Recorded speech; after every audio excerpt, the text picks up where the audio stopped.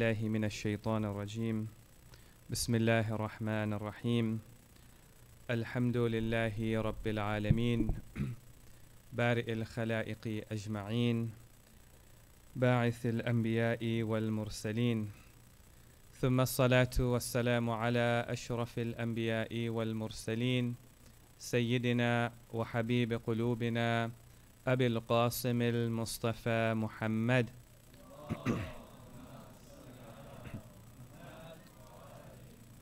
وعلى أهل بيته الطيبين الطاهرين ما بعد سلام عليكم ورحمة الله وبركاته.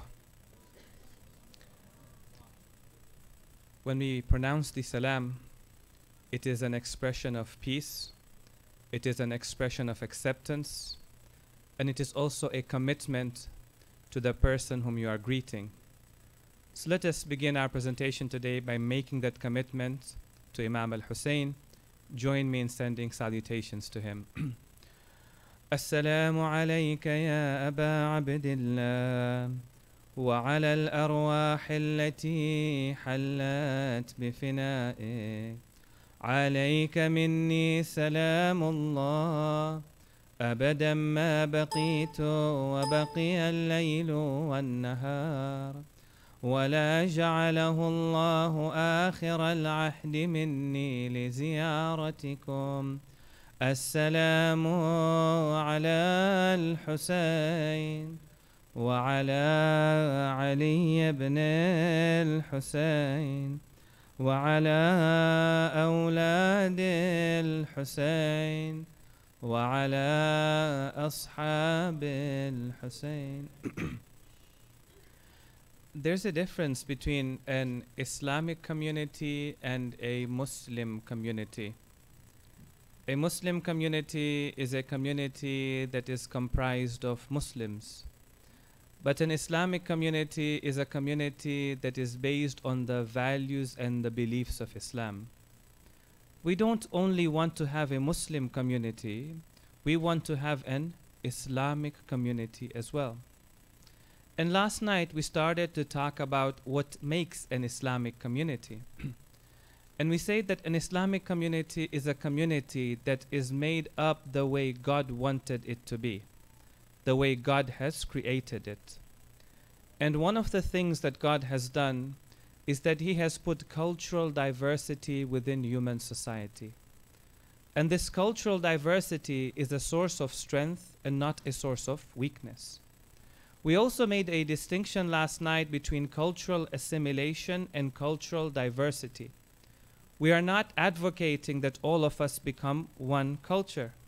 What we are saying is that our communities and our centers should allow for a diversity of cultural expressions, the way you have at this particular center. We say that this is a sense of strength for us, or a source of strength for us. It allows us to establish ourselves in this land. It allows us to overcome the challenges that we face in this land. And it also allows us to have a greater understanding of our faith and not just a cultural understanding of our faith. Today, I want to talk about another form of diversity within the Muslim community. But before I do that, I just want to say that I want you to be critical of the views that I present to you. I want you to think about them. You are allowed to question them. And you can come up to me and say, brother, I did not agree with that point that you made. One of our great scholars was a visionary scholar. He said, don't think that a person who agrees with your views is respecting you necessarily. And a person who disagrees with your views is disrespecting you necessarily. He says, if you think about it, a person who disagrees with your views is respecting them because at least he thought your opinion to be worthy of thought, to be worthy for him to be thinking about, and then to respond to you and to say, well, I do agree or I disagree with it. So I will not feel the least disrespected if you come up to me and say, I have a question about these views.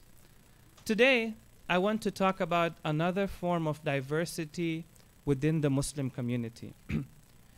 You find that in the Muslim community in this day and age, there is a diversity of opinion, a diversity in our understanding of the faith, a diversity in how we interpret the faith.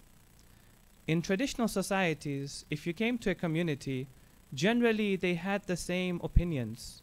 They had the same exact beliefs. They agreed upon the same strategies and the same practices. That's not the case in modern societies. In modern societies, for everyone, his individual perspective is important to him. And so he will have a unique perspective. And suddenly you see in a small community, there are diverse opinions. Let me give you some examples of them. You see that there is diversity in terms of our strategy, political strategy. Within the Muslim community, there is a difference of opinion. Should we get involved in politics, or should we not involve ourselves in the political system? If we do get involved in politics, is it really going to make a difference? Or are we just giving authenticity or credibility to the system itself? There's a difference of opinion on even social issues, such as feminism, right? Do we need feminism within our communities? As Muslims, do we accept feminism? Do we reject it? Do we have an Islamic form of feminism? You'll find that there's a difference of opinion on this particular issue. There's also a difference in opinion on academic issues, on theological issues, on the idea of pluralism, on the idea of the theory of evolution. We talked about it 2 years ago. Do we believe in the theory of evolution? Do we not believe in the theory of evolution? If you believe in the theory of evolution, are you saying that the Quran is a symbolic book? Or if you don't believe in the theory of evolution, are you saying that the Quran is only a factual book? There are many differences of opinion. There's differences of opinion to the extent that sometimes we label somebody to be conservative, or to be liberal, or to be moderate. There's even differences of opinion when it comes to selecting our maraji of taqlid. Some may follow one scholar, others follow another scholar. Now, how do we deal with these differences of opinion? Sometimes you find within the Muslim community, we are very quick to label people when they have a different opinion, when they have an alternate opinion, when they have a new opinion. In fact, within certain segments of the Muslim community, they're very quick to say, if so-and-so has a different political opinion, or a different opinion in the practices of faith, or a different opinion in the theology of faith, then that person has become a kafir. Right? That person is no longer a Shia. That person is no longer a good Muslim anymore, because he has an opinion that is different to the one that I have. There's not only a plethora of different opinions, but now what you're seeing is that there are new opinions and new views emerging within the Muslim community. Ideas that were never ever heard of in the Muslim community. Things that we had never come across before. As we try to grapple with modernity and the problems that we face in our society, suddenly these new ideas start to emerge. How do we react to these ideas? Do we accept them? Do we reject them? One of these ideas, to give you an example again, is something that a lot of people are talking about, especially after the Supreme Court ruled on that particular issue. Right? And I saw that there was a lot of discussion amongst Muslims, and there was a lot of differences amongst them as well, on the issue of same-gendered marriages. And what you find is, on one end, you have a small group of Muslims who may advocate for acceptance. There are those who may say, well, we don't have moral acceptance, but we can form a political alliance. Then those who say we should have tolerance. Then those who will say, no, we should not have acceptance or any public tolerance for it. Now, when a new idea comes to us, how are we going to approach it? Are we going to completely reject it? Or are we going to completely accept it? Sometimes you find we have a black and white view of things. We either completely reject it, or we completely accept it, or we blindly reject it, or we blindly accept it. Okay. So now we have this issue. We have alternate ideologies and we have new ideologies. How are we going to deal with it? I want to analyze this issue from three perspectives. Firstly, from a theological perspective. Why do we have differences of opinion and what purpose do they serve? Two, from an ethical perspective. As a Muslim, what should my attitude, my mindset be when I come across a new or a different perspective?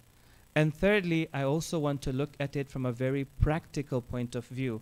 When a new idea comes to me, how am I supposed to react to it? Inshallah, we'll break it down into these three dimensions if we recite the salawat ala Muhammad wa ali Muhammad.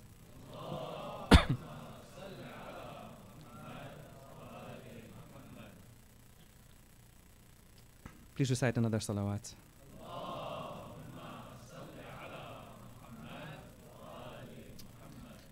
Allah subhanahu wa ta'ala says that there are different opinions and a diversity of thought in human society because God has given every human being something that is very precious to him. And that precious thing is called free will. And God himself has not chosen to impose a particular ideology upon any human being. You find that the Prophet of Allah was very concerned about his community. He worked day and night to bring them to Islam because he understood the truth of Islam. But his community sometimes did not accept his teachings. So the Prophet would be very worried, and he would stay up in the middle of the night, and he would pray to God to such an extent that his feet would become swollen. Right?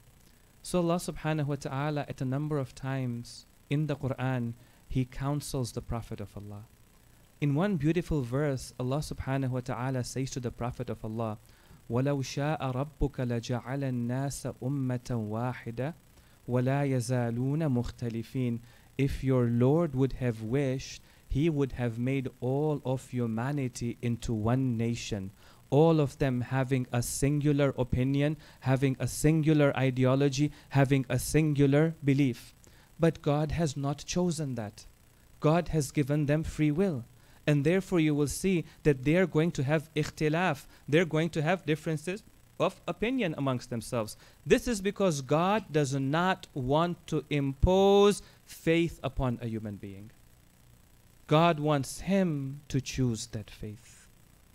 And therefore, Allah subhanahu wa ta'ala tells us in the Quran, even as a Muslim community, you should not be imposing an ideology or a particular faith upon human beings. Now, when I say you shouldn't be imposing, it doesn't mean that you shouldn't convey your faith, that you shouldn't speak about your faith. Right?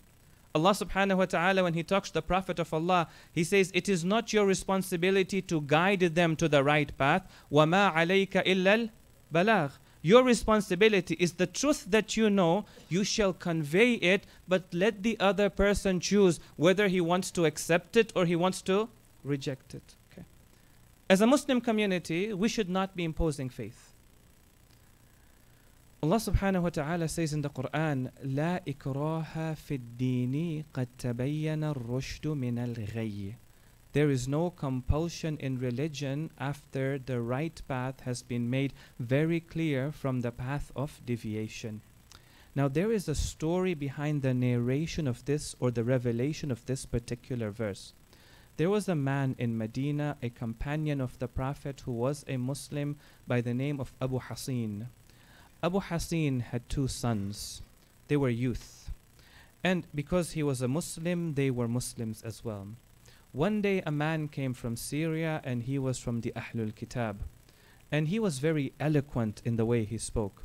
His two sons started to listen to him and they became very enchanted with his words. So much so that during the early days of Islam, they left the folds of Islam. They accompanied this man back to Syria and they became from the Ahlul Kitab as well.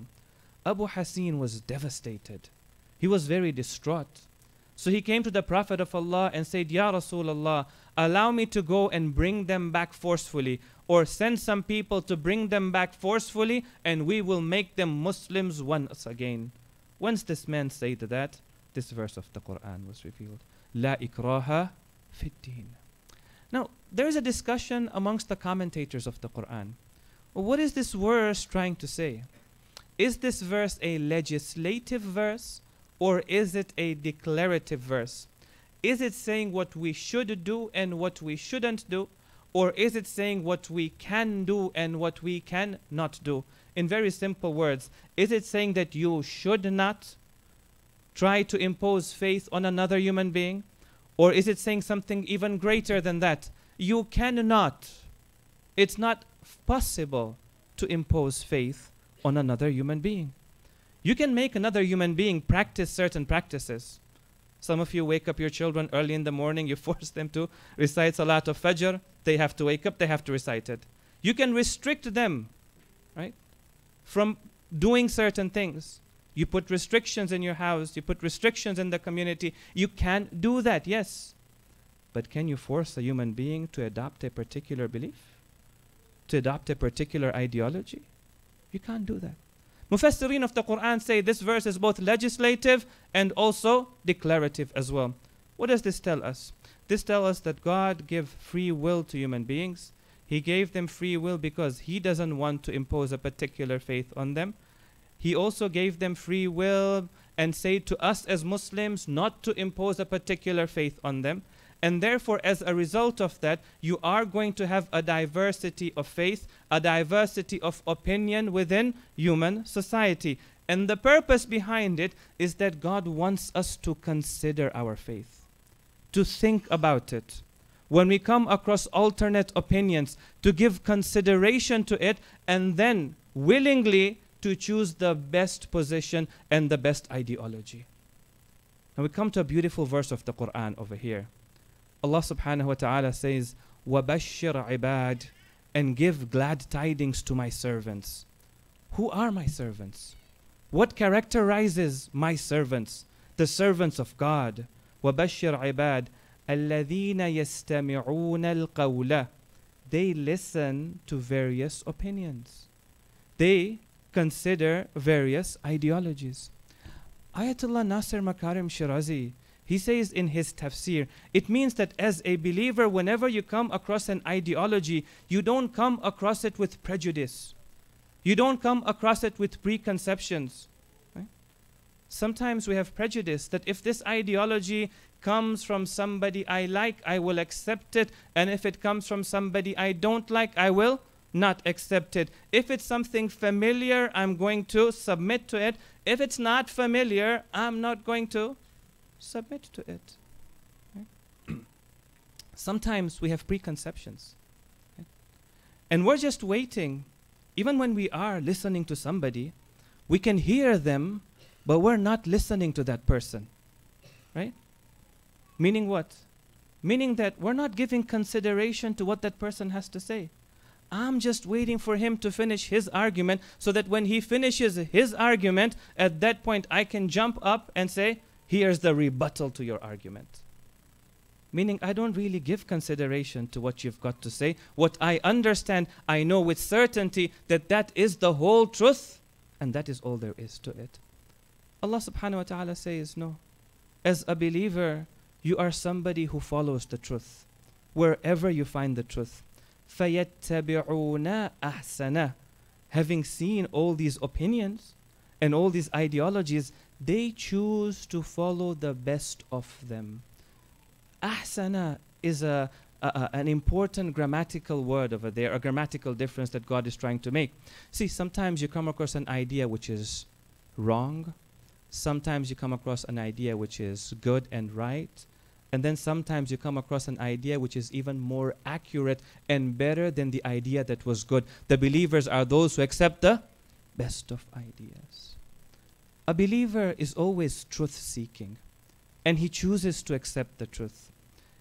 In the Battle of Jamal, there was a companion who came to Amir al-Mu'mineen, Ali ibn Abi Talib, alayhi afdalu salati was salam.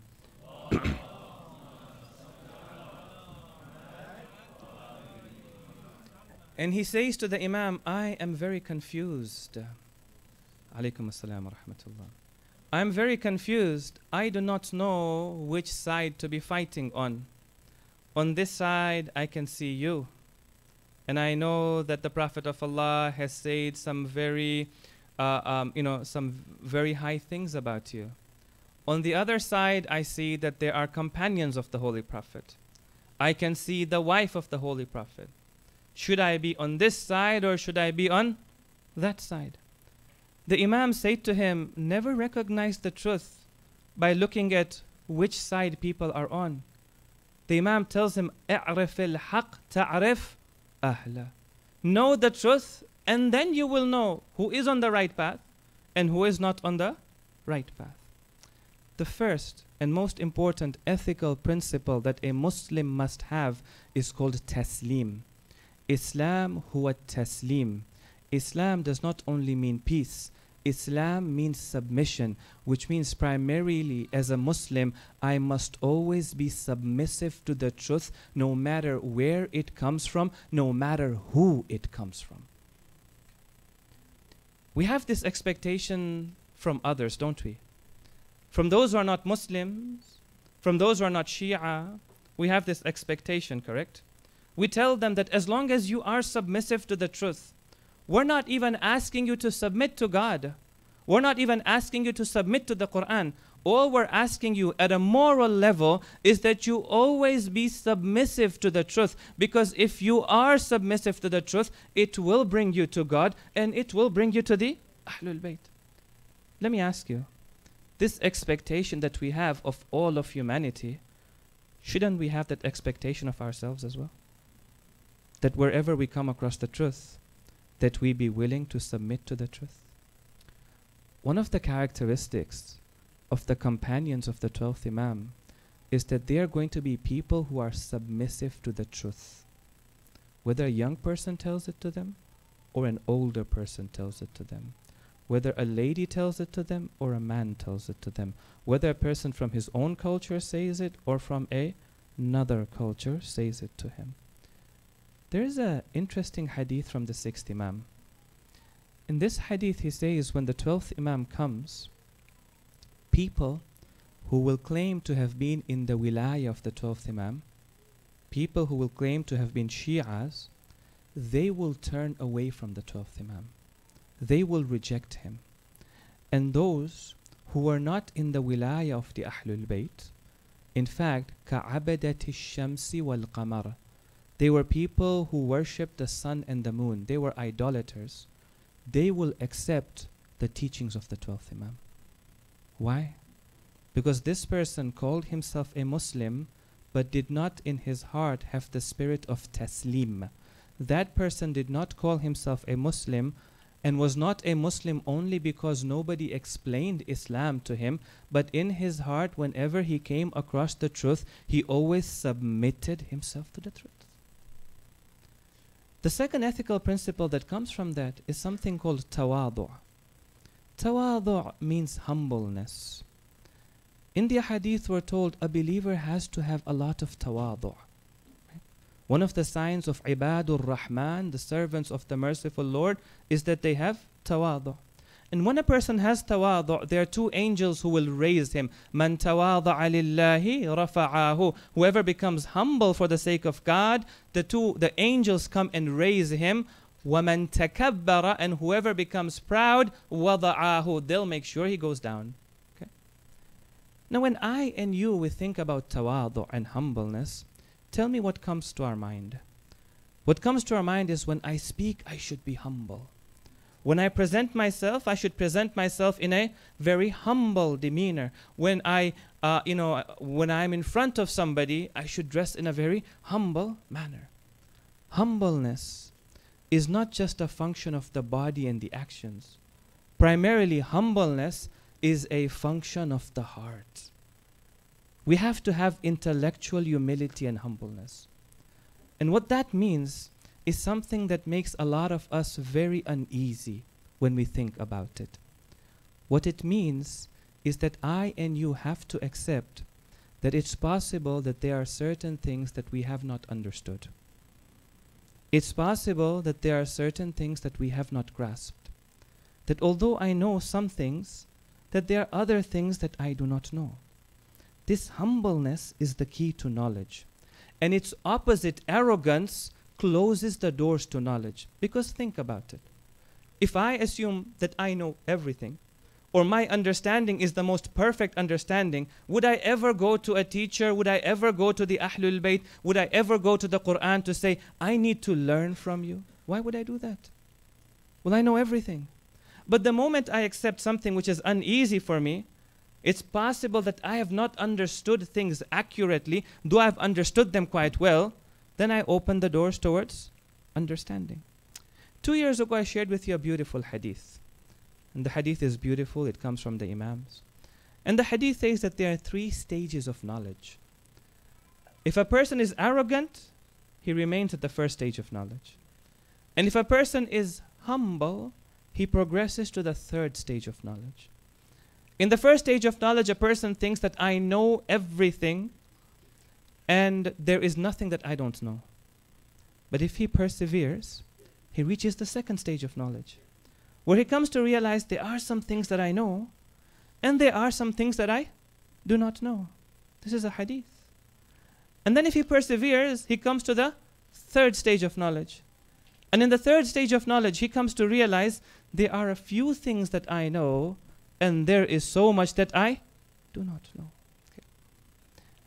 It sometimes even happens that when God wants to guide us, instead of guiding us directly, He guides us through other servants of His. And that is one of the sunnah of Allah subhanahu wa ta'ala. That's how God does things. And therefore we have to be open towards learning from others as well. Okay? Now I shared with you this hadith, and it's a hadith that goes back to the 8th Imam. Now let me first explain the hadith. It's not talking about a practice of the faith, a value of the faith. It's not talking about beliefs of faith. It's simply talking about issues that we come across daily in our lives. Okay? So one day the 8th Imam was seated with a black slave. And the 8th Imam sits with him and starts asking him that this year we want to farm. How should we farm? Should we farm at this time or at that time? Should we be farming these seeds or those seeds? The Imam is taking advice from him on how to do farming. Somebody comes to the 8th Imam and he says to him, Yabna Rasulillah, this is not befitting for you. That a man of your stature, even if a person were not to accept you as an Imam, a man like you who is from the Quraysh, be asking advice from a man like him. The Imam said to him, sometimes the Almighty guides us on the tongues of other human beings. Okay? Which means I should be open to accepting the idea, and I should have that humbleness and that truth-seeking nature to realize that maybe there are some things that I can learn from others as well. Sallu ala Muhammad wa ali Muhammad.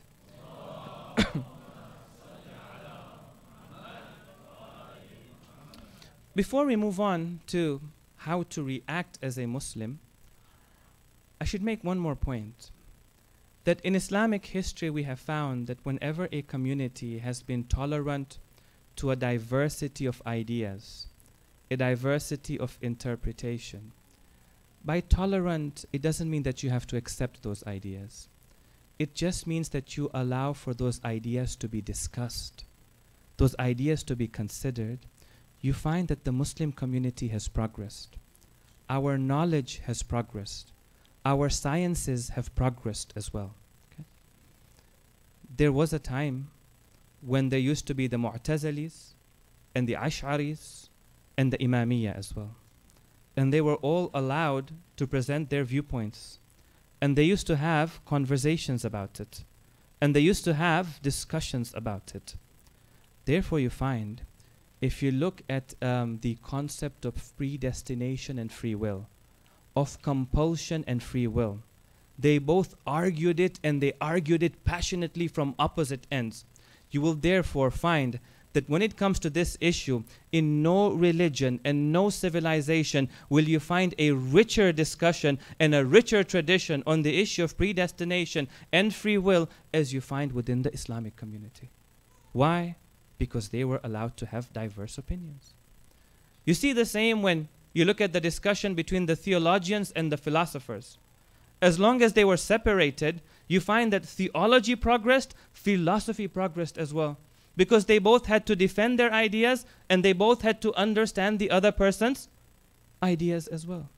But the moment they got merged, we see in Islamic history that there was very little progress in our understanding of the faith. Now, we come across new ideas. How should we deal with them? And how should we deal with those people who bring these ideas? Now I want to share with you 3 points tonight and 2 more for tomorrow night, inshallah. The first point for tonight: let us not be quick at labeling people. Let us not be quick at judging people. And sometimes that labeling goes to the point of extremism, where we start calling people kafir. That's an unfortunate problem that we have in the general Muslim community.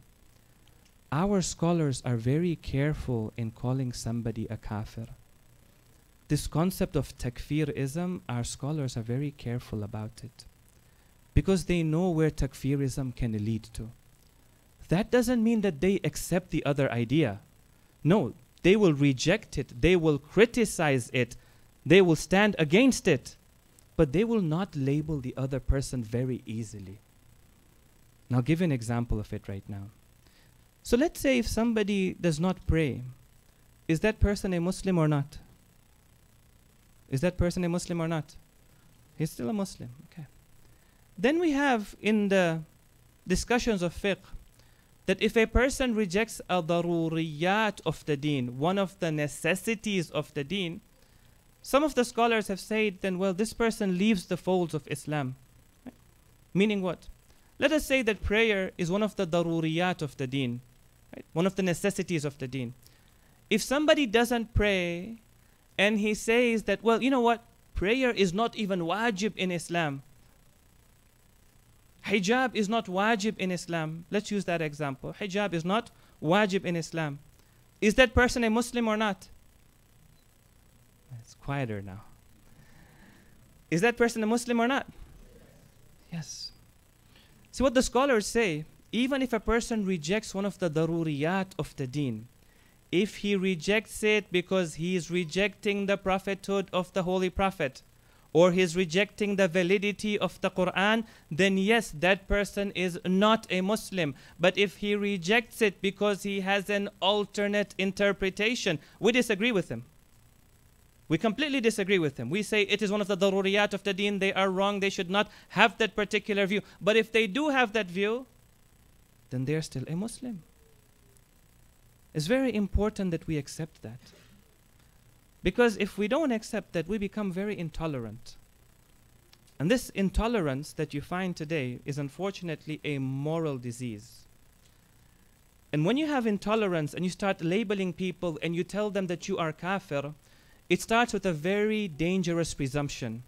The dangerous presumption is what? Is that I know everything, and whatever you say, well, you are not right, no matter what you say. Okay? The problem with that is that this moral disease, it has no boundaries.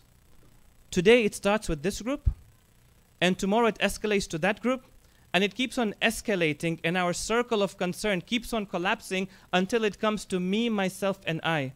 I know the whole truth and nobody else knows the truth. Right?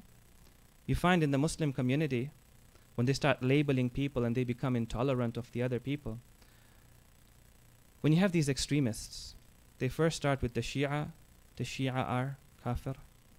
Then they continue, it's a moral disease, so it knows no boundaries. And then they continue and they say the Sunni are kafir. And then it continues and they say that their own extremists are also kafir. I am more Muslim than this other extremist who is claiming to be a Muslim. And over petty issues. Right? So I was listening to a khutbah of Jum'ah by one of the imams from the general Muslim community. And I know him as well from Vancouver. And he was mentioning something interesting in his Jum'ah khutbah. I heard it online. And I thought, let me investigate. I mean, is this narration or the story he's telling, is it true or not? And it turned out to be true. You see, in Pakistan, there were two groups, both of them from the Ahl Sunnah. One was more Wahhabi leaning, the other was more Sufi leaning. So one day in a community where it was more Wahhabi leaning, somebody passed away. So when this person passed away, they had nobody to lead prayers over him. Their imam wasn't there to lead prayers. So they called somebody from another community, which happened to be a more Sufi leaning community. So this man came, their imam came, and he led salat over the mayyit. And he led salat the same way that they would have led, and he went away. Some people became agitated. That intolerance came out, became agitated.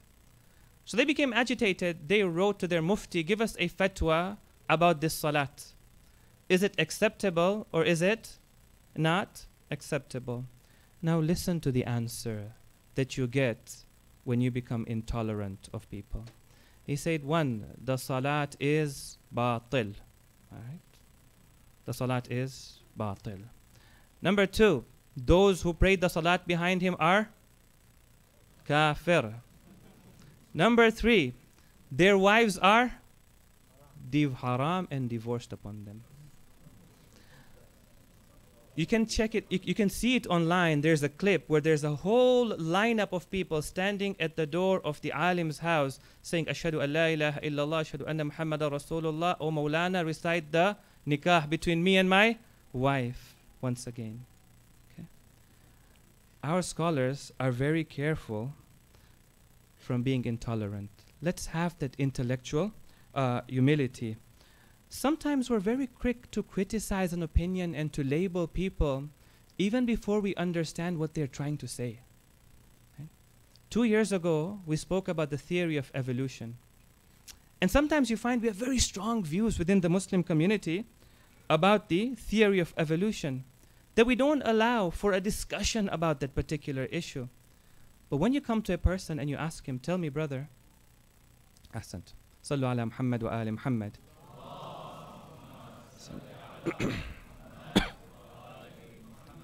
When you come to a brother and you say, tell me, brother, if you have such strong views for or against, whichever, about the theory of evolution, tell me, what is the theory of evolution itself first? What question is it trying to answer? And you get a blank. Or somebody will say, well, it's trying to explain how life comes about to be. And that's not right. So let us have that intellectual humility to listen to the other person without labeling him, understand his point of view before we criticize his point of view. Secondly, let us also be learned in the basics of our faith. We should be critical thinkers. The Muslim community should have critical thinkers. We don't want to be dogmatic within the Muslim community. We don't want to be stagnant intellectually within the Muslim community. But we also have to accept the fact that in order for me to be a critical thinker, I need to have a basic understanding of my faith. Correct? Without a basic understanding, I cannot understand how a new idea has implications on my faith.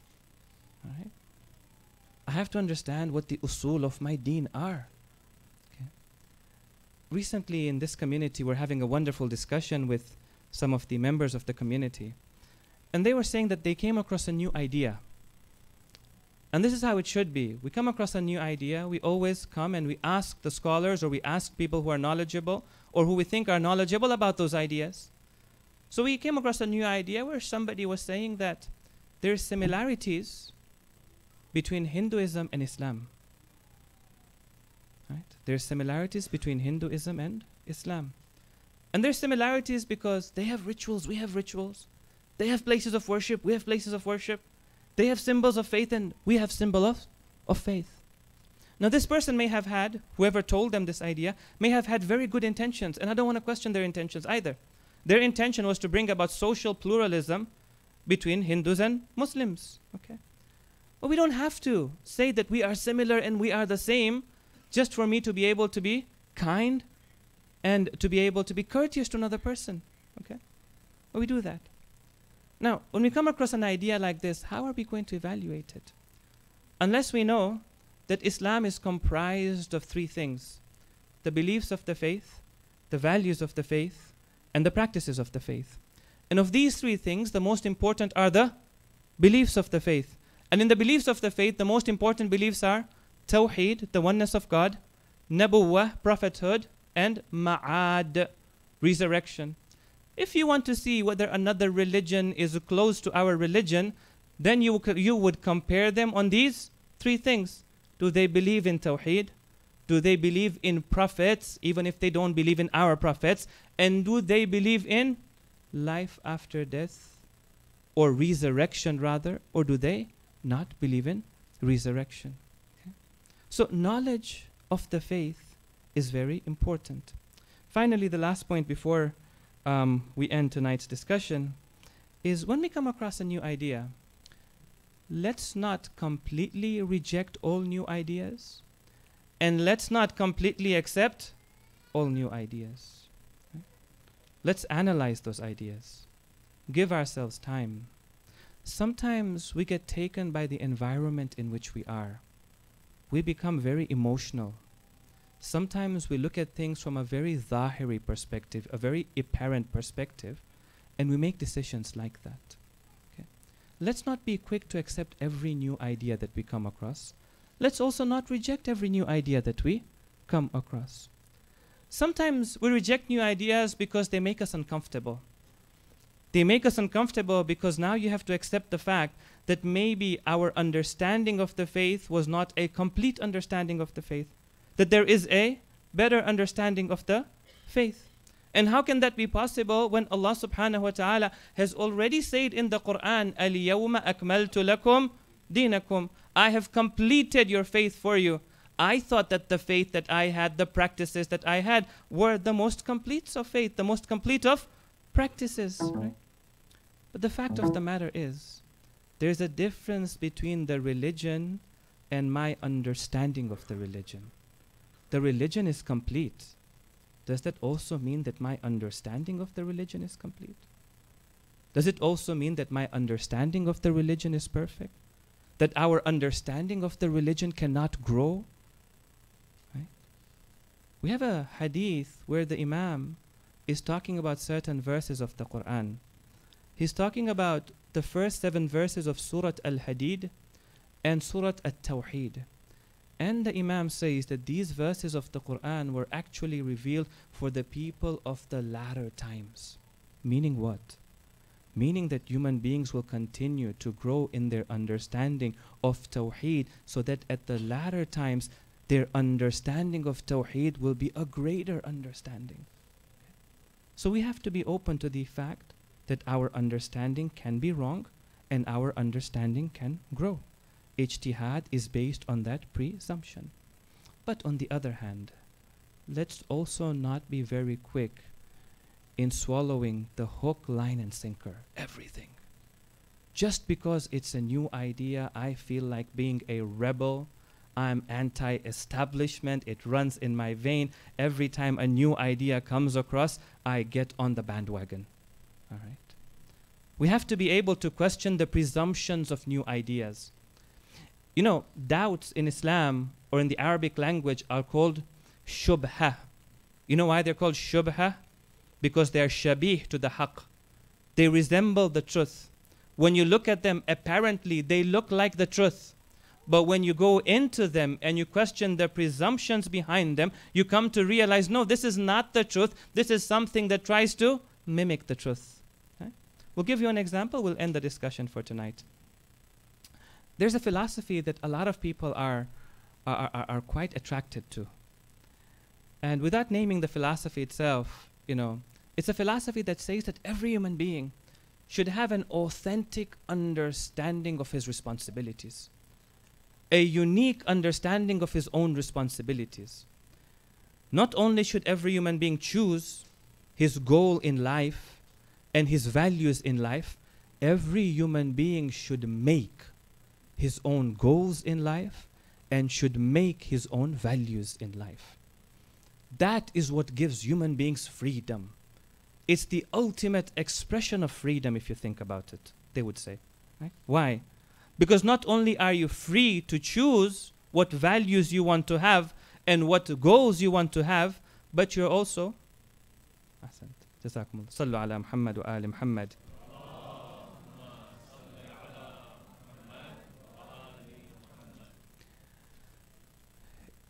Not only are you free to choose your values, you're free to make them as well.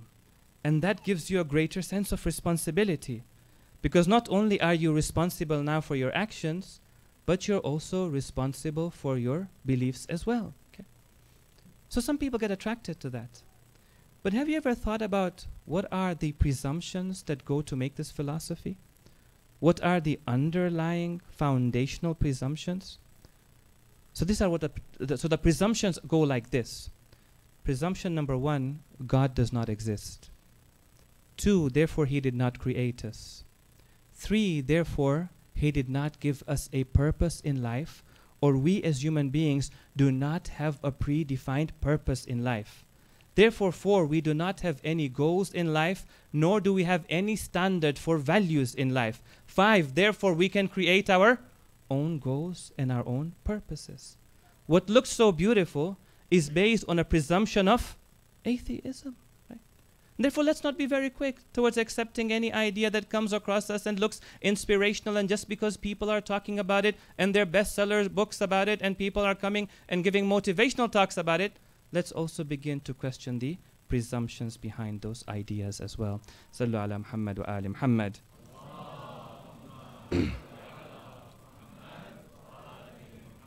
There's a question over here. I'll deal with it inshallah on some other evening. Tonight we would like to once again go to the land of Karbala and to take our hearts to Imam al-Hussein alayhi salam, and to feel that we are Bainul Haramain, between the Haram of Abbas and Hussein. Let us take our hearts over there by doing tawassul to Imam al-Hussein. Ya Aba Abdillah, يا حسين بن علي أيها الشهيد يا ابن رسول الله يا حجة الله على خلقه يا سيدنا ومولانا إنا توجهنا واستشفعنا وتوسلنا بك إلى الله وقدمناك بين يدي حاجاتنا يا وجيها عند الله اشفع لنا عند الله يا وجيها عند الله اشفع لنا عند الله. Tonight we want to remember Zuhair, the son of Qayn. Zuhair ibn al-Qayn was not always a member of Imam al-Hussein's army. The narrator says that Zuhair was traveling towards Kufa. Wherever Imam al-Hussein would stop, Zuhair would travel. And wherever Imam al-Hussein would travel, there Zuhair would stop. Until they came across a watering place, and Imam al-Hussein had pitched his tents over there, and Zuhair had pitched his tents over there. And Imam al-Hussein sent a messenger to Zuhair, and the messenger said to him, the son of Rasulullah is calling to meet with you. Zuhair did not know what to do. At that moment, his wife said to him, O Zuhair, the son of Fatima is calling you. Why don't you go and listen to him? If you don't like what he has to say, you can come back. Zuhair went to meet with Imam al-Hussein. We don't know what they said amongst themselves. We don't know the conversation that they had. But the narrator says when Zuhair came out, his face was full of happiness, his heart was full of joy. He came to his companions and he said, I'm going to join the son of Rasulullah. he turned to his wife and he said to her, I release you in the way of Allah. I do not want any harm or any injury to come to you on account of me. The narrator says she cried profusely, and then she said to him, O Zuhair, I ask you to remember me on the day of judgment when you are with Rasulullah, and to do shafa'ah for me. Zuhair joined Imam al-Hussein, and he came to the land of Karbala with the Imam. Day by day they saw the enemies were increasing in the plains of Karbala. On the night before the day of Ashura, Imam al-Hussein turned to his companions and he said to them that the enemy is only looking for me. The enemy is not seeking you.